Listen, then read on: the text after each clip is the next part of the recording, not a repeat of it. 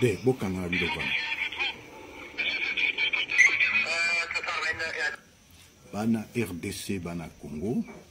na sepeli na sola na bino lelo pona koyebisa bino ke moment oyo ezali moment moko déterminant pona mboka lelo bokolanda o babengi o annonce des résultats provisoires ezali comédie ya Chilombo toza kuna te tokondima pe yango te nazalaki na exil mais bobanga te lelo naza na kati ya Congo na ye pona kobunda pona lopoto balobaka ete seule la lutte libère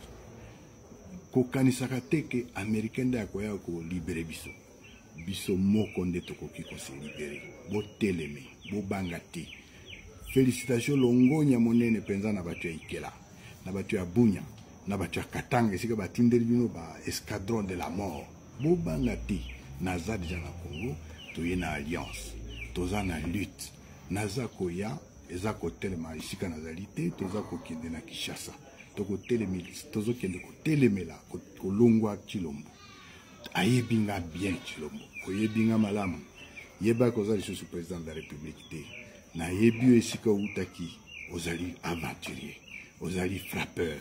ozali voleur bayembeli yango Congo mobimba ozali détourneur mais ozali surtout tribaliste okanisi ke Congo ezali tribu na yo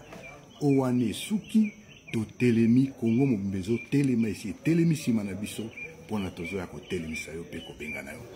Je vous remercie.